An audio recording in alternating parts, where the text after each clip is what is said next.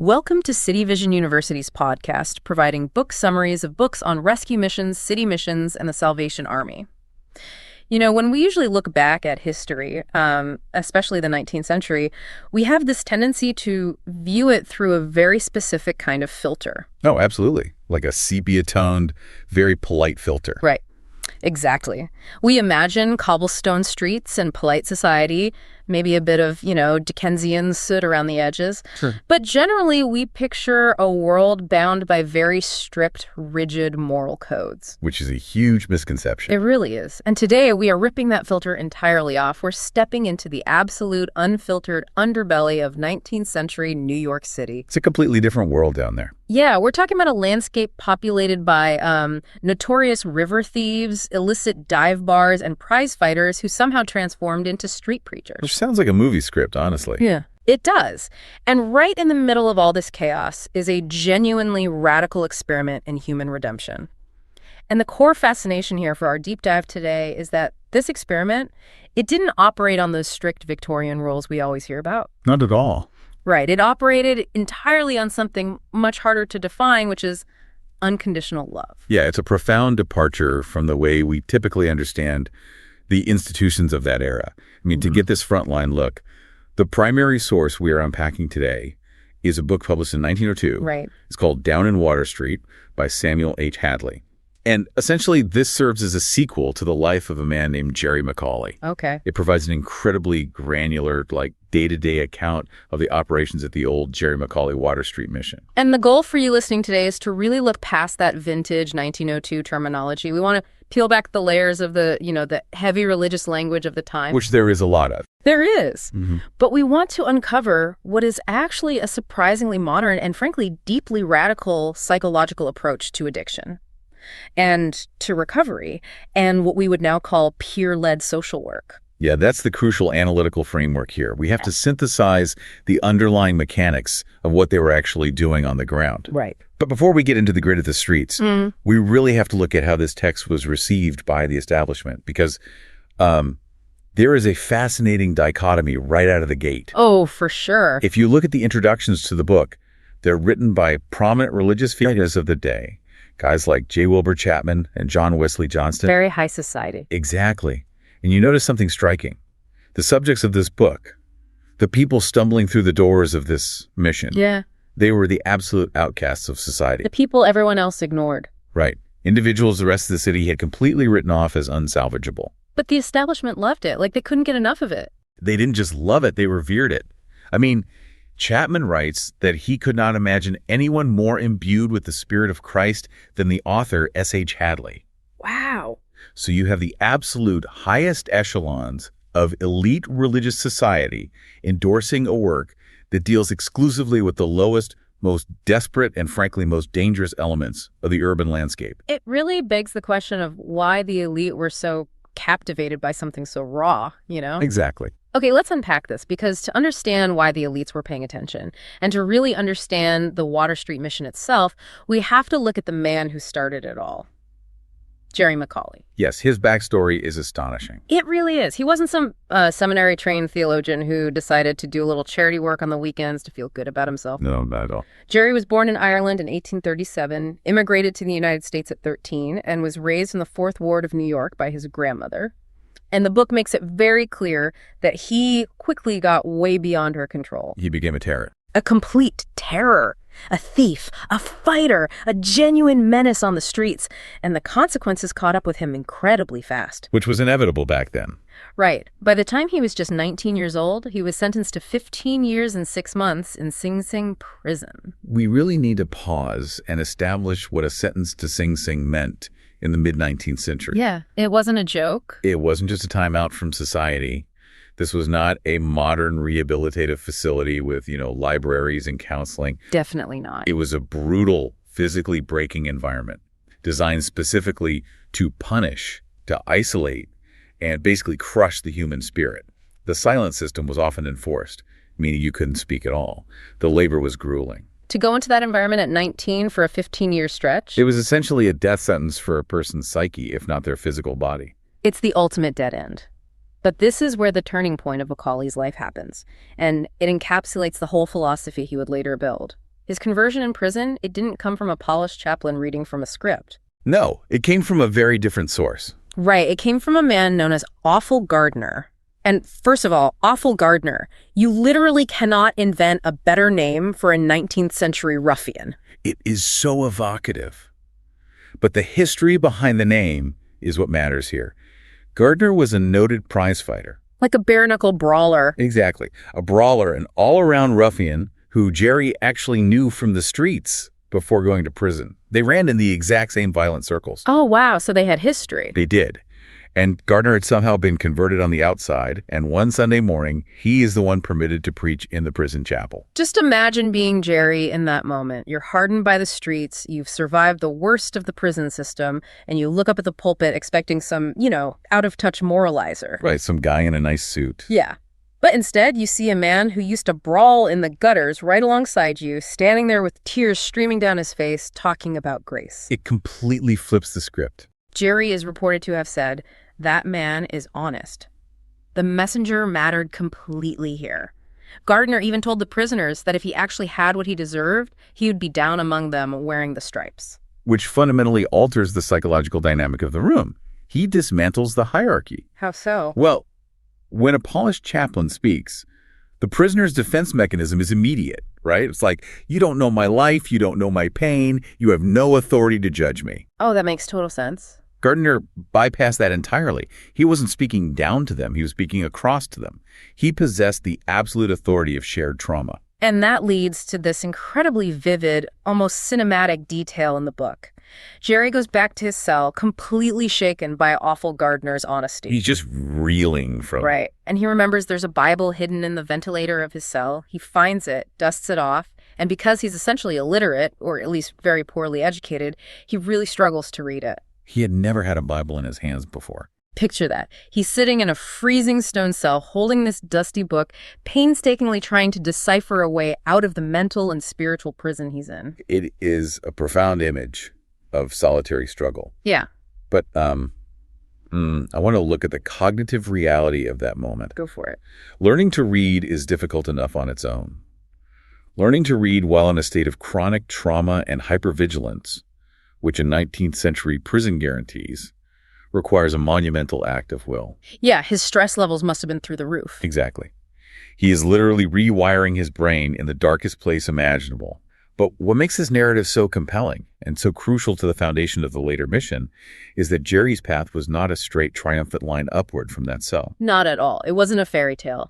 In 1864, after about 7 years in Sing Sing, he is actually pardoned by Governor John A. Dix. Right. So he comes back to the Fourth Ward, friendly hands are held out to him, Bible classes are formed. He is the center of this incredible redemption story. He's literally the poster child for prison reform. The shining example. And then, he falls. He relapses hard. The environment he returns to is fundamentally hostile to his new identity. He takes a room over a saloon. Which is just a recipe for disaster. Right. And Hadley points out that there were very few places in that district where a poor man could even get a room where someone wasn't immediately offering him a drink. Which actually brings up a really intense, almost surprising tangent that the author, Hadley, takes in the book. He goes on this massive rant about lager beer. Oh, yes, the lager beer tangent. He says it's a holiday in hell when lager beer was invented. He argues that it's actually worse than whiskey because thousands of good, honest housewives and mothers start with beer thinking it's safe, and it leads them down this path to total ruin. It's very dramatic language. Very. He tells this heartbreaking story of a mother sending her young daughter, Mamie, to get a pail of beer. And this just exposes the girl to the saloon environment and eventually leads to her death in the East River years later. It's a striking passage. And to modern ears, it sounds, a bit hysterical. But Hadley is identifying the insidious nature of the slippery slope of addiction within a very specific socioeconomic context. I wanted to make an analogy here, actually, because reading that part about lager beer felt so familiar to modern debates. It immediately made me think of how we talk today about gateway substances. Right, like the gateway drug theory. Exactly. Or even how a harmless-looking mobile game can be the gateway to severe gambling addiction. Was Hadley's intense hatred of lager beer really about the specific chemical makeup of the beverage? Or was it about the deceptive safety of casual drinking for someone who has the disease of addiction? That's a great question. For someone like Jerry, a glass of whiskey looks like a threat. He knows it's dangerous. But a glass of lager looks normal. It bypasses those defense mechanisms. I would actually challenge the idea that it's purely a gateway argument in the modern psychological sense, though. Okay, how so? I think Hadley's point is deeply environmental. The issue wasn't just the alcohol content of the lager. It was the saloon itself. The physical space. Yes. For the marginalized, traumatized populations they were dealing with, the saloon wasn't just a place to grab a drink. It was an entire ecosystem of exploitation. Wow. Okay. When Jerry accepts that first glass of beer, thinking it won't hurt him, it acts as the catalyst that unravels his entire fragile support system. The moment he steps back into that environment, he loses his new connections, his reputation is shattered, and he spirals right back into the criminal underworld. And he doesn't just stumble, right? He becomes a river thief. Which is incredibly dangerous work. He teams up with a partner, Tom Wilson. They have a boat hidden under the docks, and at night they row out onto the East River, climb up the sides of anchored ships, and steal whatever they can carry. Just brazen criminality. And he marries Maria, who is also described in the text as a thief and a heavy drinker. Yeah. And they live in this chaotic, dangerous environment. He's completely reverted to his worst self. But the setting of his second and final turning point is just as ironic as his first conversion via a prizefighter. Yeah, you can't make this up. It happens in the notorious dance house of a man named John Allen. This detail is amazing. So missionaries were passing through the neighborhood, and John Allen, seemingly in a spirit of, drunken mockery, invites them in to hold a prayer meeting right in his saloon. Just as a joke. Exactly. He even tells the band to stop playing and the bar to close temporarily.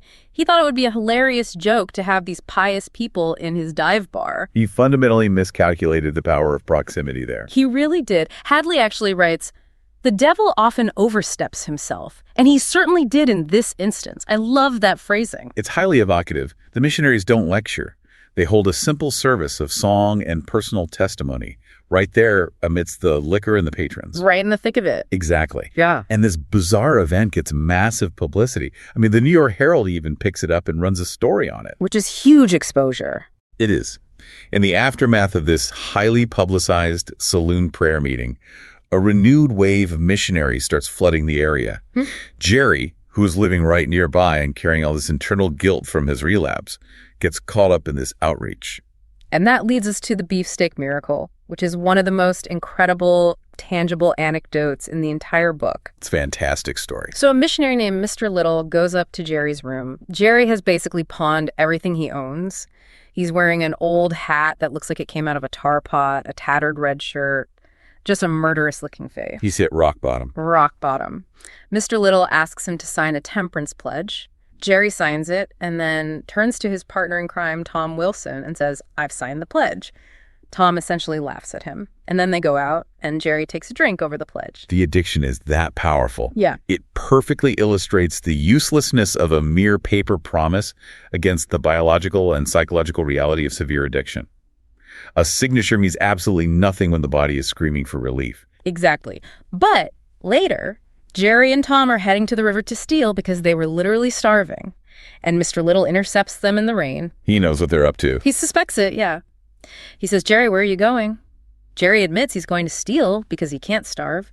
Mr. Little tells him, "If you love me that way, I'll die before I'll steal." And he quotes scripture to him about seeking the kingdom of God first. And this is the moment of crisis for Jerry. It's the ultimate test. He has to choose between his immediate physical survival and his newly reawakened conscience. Right. So Jerry turns to Tom and says, "Goodbye, Tom. From now on, our roads lie far apart." Tom calls him a blankety-blank fool and asks sarcastically if he thinks the Lord is going to send down a beefsteak. Just completely cynical. And Jerry says, "I do, and if he don't, I'll starve." He goes back to his room with his wife Maria, and they sit there, essentially waiting to starve to death rather than steal. Which is a terrifying commitment. Meanwhile, Mr. Little goes back to the people he lives with, a godly couple named Mr. and Mrs. Smith. Mrs. Smith feels this overwhelming compulsion to pray for Jerry. The book describes it as a shock in the room, like a flash of lightning. It's a very spiritual moment in the text. And shortly after, Mr. Little returns to Jerry's room carrying a savory porterhouse steak. It is the defining moment of physical and spiritual provision for McAuley. But we really cannot look at this just as a neat historical anecdote. What do you mean? Well, the entire arc of Jerry's life, his crime, His brutal prison sentence, his prison conversion, his catastrophic relapse, his return to river thievery, and his desperate final reclamation. This is not just biographical filler for the book. It is the necessary resume for the work he's about to do. Because he lived it, every single part of it. Because he lived the failure. Because Jerry experienced the reality of relapse. Because he knew exactly how easily a pardoned man could be tricked by a glass of lager beer and end up back on a stolen boat. He understood the trap. Exactly. He realized that traditional, strict models of church outreach were completely useless for a guy on the street. So he built something entirely different. He built a mission that expected, understood, and tolerated failure. His gritty, non-linear path to redemption became the exact architectural blueprint for the Water Street mission.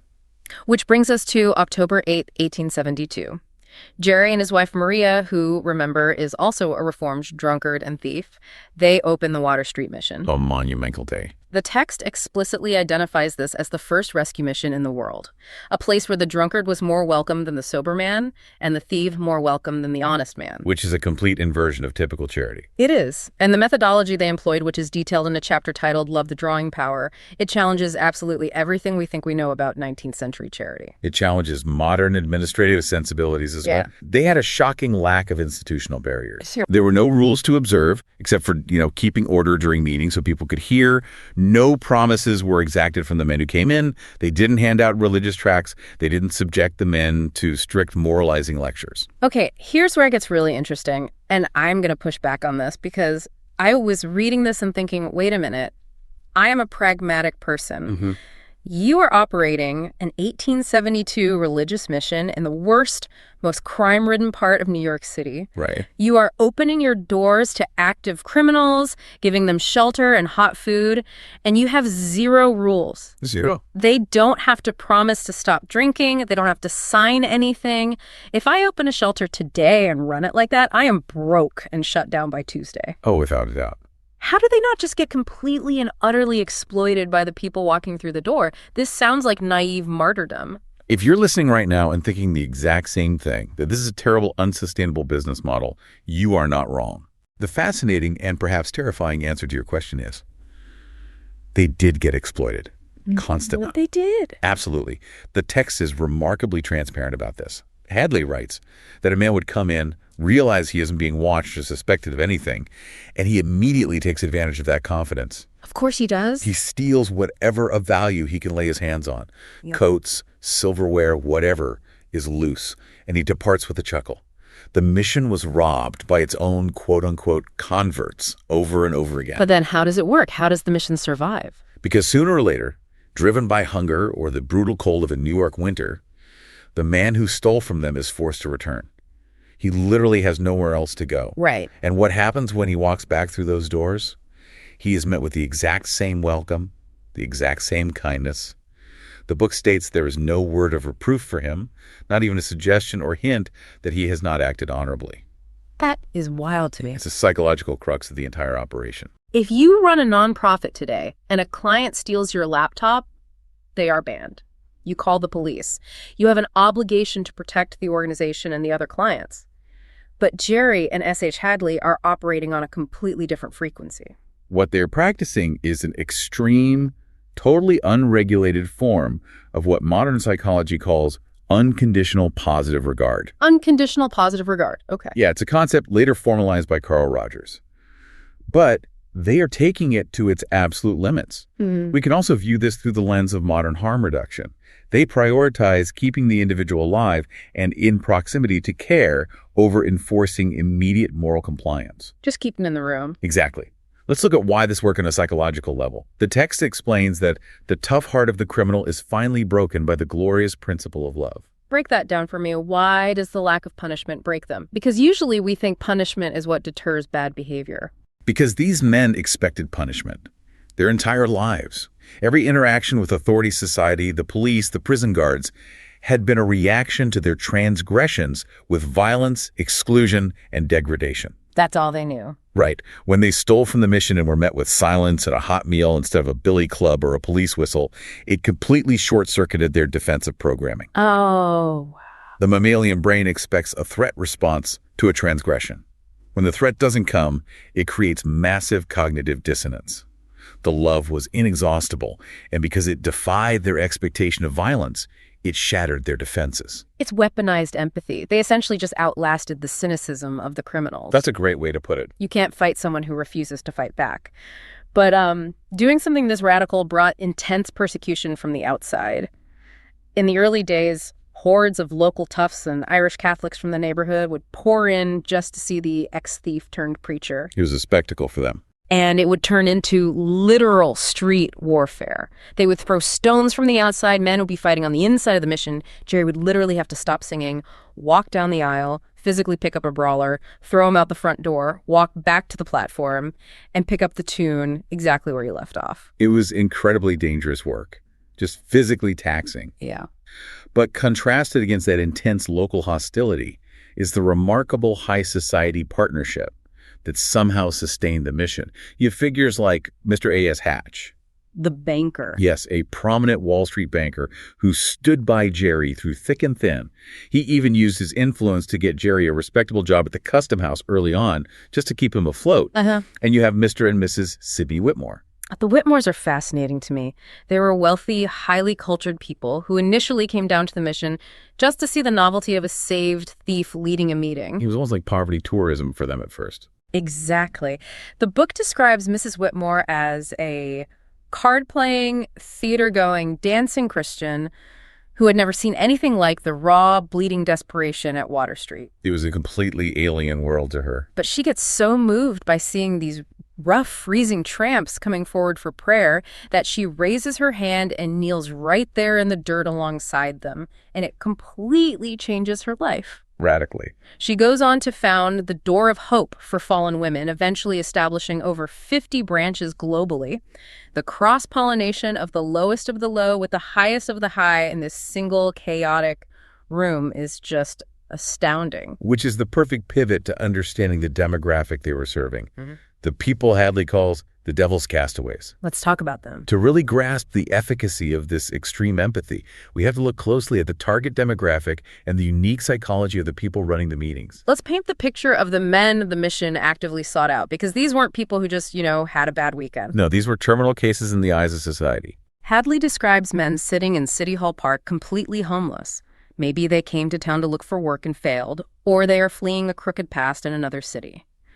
They are poorly clad, starving, walking on their uppers, which means the leather soles of their shoes are completely worn through, and their bare feet are hitting the frozen New York pavement. It's a horrific level of physical suffering. They are huddling together, having conversations about whether they will even survive the night, or if it would be easier to just walk over and jump into the icy currents of the East River. We have to ask ourselves, why would a man in that level of profound suicidal despair listen to anyone? Right. If an educated, elite philanthropist from uptown comes down in a carriage, steps out in a tailored suit, and tries to lecture a freezing, starving man about his life choices, the psychological barrier is impenetrable. That's insulting almost. Exactly. The freezing man looks at the philanthropist and sees an alien. Someone who has absolutely no conception of what it means to be invisible, to be hunted by the police, or to starve. But the leaders at Water Street weren't elite philanthropists. They were exactly what Hadley calls them, the devil's castaways. S.H. Hadley himself, the author of this book, he took over the old Jerry McAuley mission after being converted at a different mission. Jerry started later, the Cremorne mission. They were all cut from the same cloth. These leaders were men who had been to the absolute bottom themselves. And this creates what we can call a shared vocabulary of suffering. What's fascinating here, Hadley has this incredible passage where he describes sitting on the platform and looking out at the faces in the crowded hall. Yeah, the way he describes reading them. He writes, "One glance gives us as much knowledge of their character and history as if we had known them for years. When a man came to the altar and tried to fake a conversion just to get a meal ticket, what they called a fraud, Hadley and the team knew it instantly." How? How do you know a guy is faking just by looking at him in a dimly lit room? Because they understood the physical reality of a fraud wincing. They knew the specific way perspiration breaks out on the face of a man going through acute alcohol withdrawals. Because they'd sweat through it themselves. Exactly. They could read the micro-expressions of guilt, terror, manipulation, and physical agony because they had lived through every single one of those states themselves. I was thinking about how fundamental this architecture is to so many things we rely on today. This is the exact blueprint for modern 12-step programs. Like Alcoholics Anonymous, yes. Or it's the core of veteran-to-veteran peer support groups. If you are struggling with combat PTSD, the person most likely to get through to your defenses is someone else who has been in combat. It's the immediate dismantling of the hypocrite barrier. That's a perfect way to frame it. When the person offering you a hand has the exact same scars on their wrist that you do, you can't tell them they don't understand your pain. Precisely. And I use that word carefully here because you're hitting on the exact mechanism. Hadley describes the process.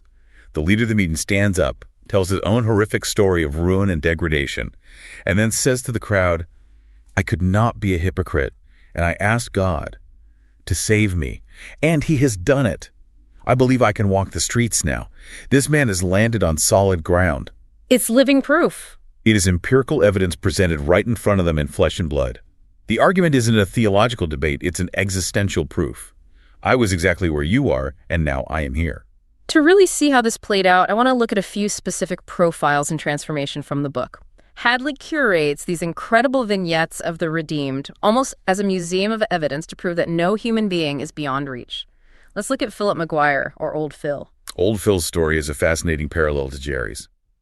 He was born in Ireland, brought to the Fourth Ward, and was arrested for the first time at the age of 12. He spent 20 years of his life serving time in various prisons for stealing. And remarkably, the book notes that during his second term in Sing Sing, he was sitting on the front bench in the chapel on the exact same morning that awful Gardner preached the sermon that converted Jerry McAuley. It's like the cinematic universe of 19th century redemption. They are all crossing paths in the darkest places. They really were. And when Phil finally gets out, he meets Jerry on the street, gets involved in the mission, and eventually Phil becomes the trusted janitor and coworker at Water Street for years.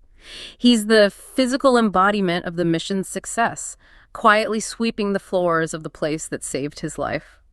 But the story I really want to dig into is John Yeager, because it highlights a completely different aspect of the mission's drawing power. And frankly, it answers a lot of questions about how trauma healing actually works. Oh, the John Yeager story genuinely gave me chills. Let me set this up. John Yeager is a German immigrant who has lost absolutely everything to drink. He's at the end of his rope. He wanders into the mission one night, primarily to escape the freezing cold, but also to escape suicidal thoughts. He had a razor in his pocket and had firmly planned to end his life that very night. It was his final stop. But here's the catch. He doesn't speak a single word of English. Not one word. He's sitting in this crowded, chaotic room, hearing men give testimonies he can't understand, listening to songs he doesn't know. It's all just noise to him. Yet the atmosphere is so charged with this strange, palpable love that he feels compelled to go forward to the altar. Jerry McAuley goes up to him, puts a hand on him, and says, "Pray, German man."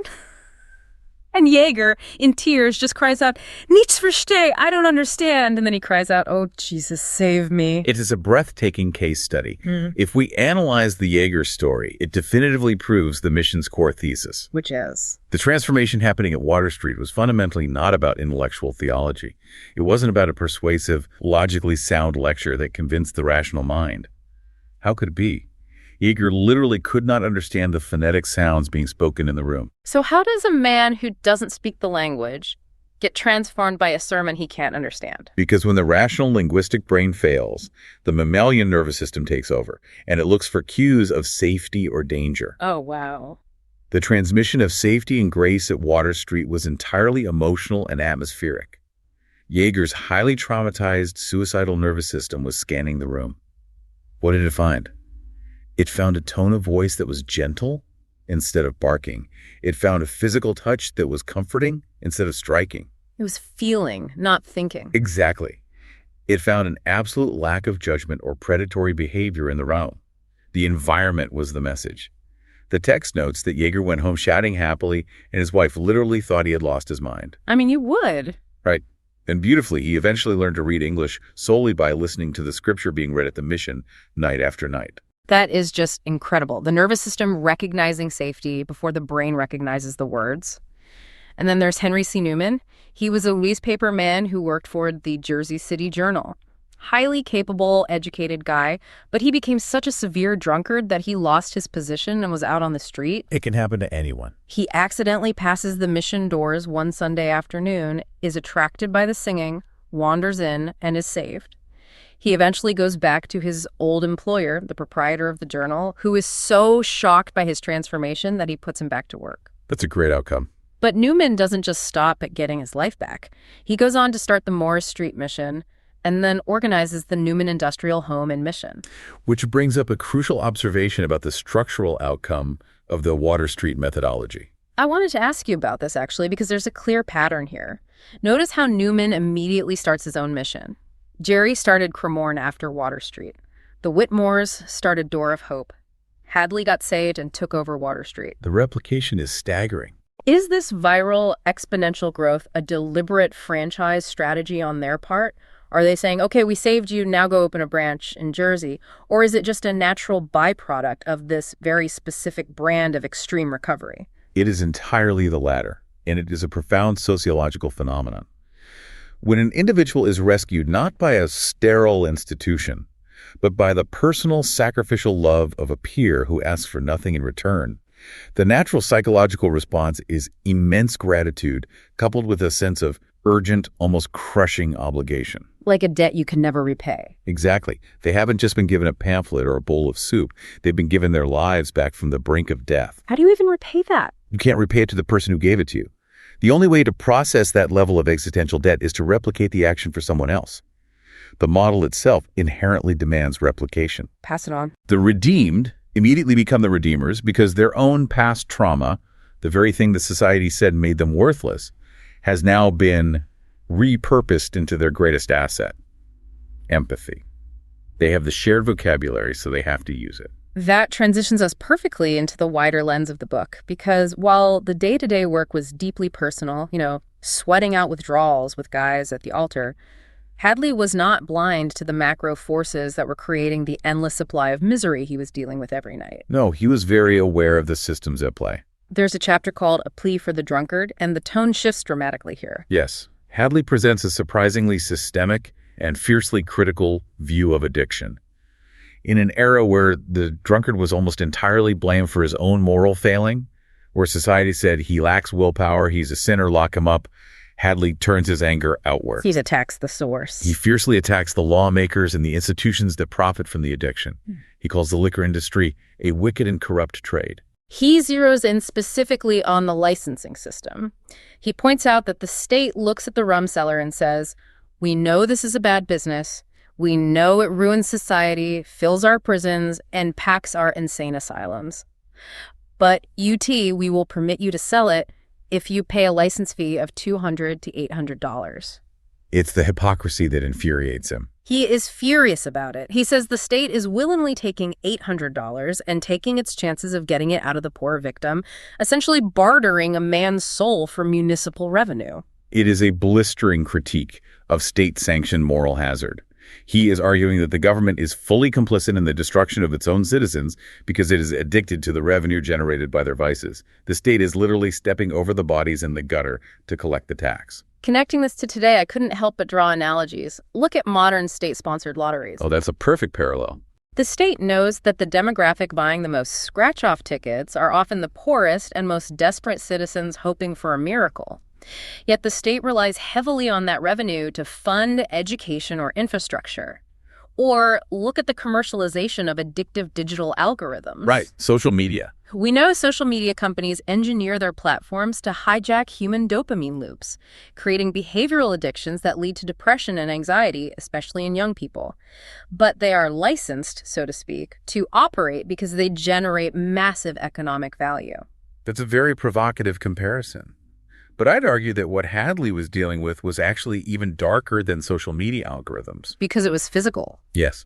With alcohol in the 1900s, the physical destruction was immediate, visceral, and highly visible on the streets. Yeah. You literally had men freezing to death in City Hall Park or jumping into the river. Social media is abstract. This was bodies on the street. That's fair. The stakes were immediate life and death. And yet the city still traded those lives for an $800 fee. But your point stands. Hadley's critique from 1902 maps perfectly onto our modern debates about corporate and state responsibility regarding the exploitation of vulnerable populations. And while Hadley was critiquing the macro systems of destruction, it's fascinating to look at how his own family was exploring macro systems of salvation. We have to look at the story of Hadley's brother. It provides a brilliant study in contrasting approaches to social work. Hadley's brother is also a recovered man, but his trajectory goes in a completely different, highly institutionalized direction. Right. His brother ends up starting the St. Bartholomew's rescue mission. But this isn't a scrappy, dirty room on Water Street. This mission is funded by Cornelius Vanderbilt. The Vanderbilt money. Yeah, Vanderbilt builds them a hall costing $300,000, which is an astronomical sum at the turn of the century. It has one of the finest organs in the city. Later, his brother introduces the Church Army into the United States, which is modeled after the Salvation Army, but operates formally within the Protestant Episcopal Church. If we connect this to the bigger picture, this is the classic micro versus macro debate in social interventions. S.H. Hadley at Water Street is doing the gritty, one-on-one, completely unregulated street work. It is intimate, it is messy, and people steal your coats. Yeah, you get robbed. His brother, backed by Vanderbilt and the Episcopal Church, is building a highly organized, heavily funded, top-down institutional movement. But what blew my mind is that even the micro work at Water Street achieved massive scale without the Vanderbilt money. The book notes that by 1901, the Water Street mission saw 46,000 attendees in a single year. It's an unbelievable number. 46,000. And they were funded not by massive endowments, but by devoted, continuous patrons, like a man named Brother Hyler, who just drops $500 a year to ensure they can provide free suppers every week. What this demonstrates is that the drawing power of love, even when applied in the most localized microenvironment, has an exponential reach. The 46,000 attendees aren't drawn by a $300,000 building or a fine organ. They didn't care about the organ. They are drawn by the reputation of an inexhaustible, illogical grace. Word travels fast on the street when there's a place that won't punish you for being broken. Okay, let's pull all of this together. We started with Jerry McAuley, a hardened, violent 19-year-old sitting in a freezing cell in Sing Sing prison, dusting off a Bible. From that absolute point of despair, through public failure, through catastrophic relapse, and through sheer stubborn persistence, he and those who followed him built a radical experiment. They changed everything. They threw out the entire Victorian rulebook. They created a space where the absolute worst elements of New York society could come, steal from them, lie to them, and yet be met the very next day with a hot meal and a refusal to judge. They processed tens of thousands of outcasts, not through strict theology or behavioral contracts, but through an overwhelming, unregulated empathy from people who shared their exact scars. My final takeaway is that Down on Water Street should not be read merely as a religious historical artifact. It is, in fact, a foundational text in the history of peer-led recovery, harm reduction, and modern social work. It really is the blueprint. It provides empirical, documented proof from over a century ago that systemic societal rejection, the kind of rejection that builds brutal prisons and ignores freezing slums, can only be cured by radical individual acceptance. The methodology of Water Street was love without conditions, and it yielded results that punitive systems could only dream of. So what does this all mean for us today? If you're listening to this right now, I want to leave you with a thought to ponder as we wrap up this deep dive.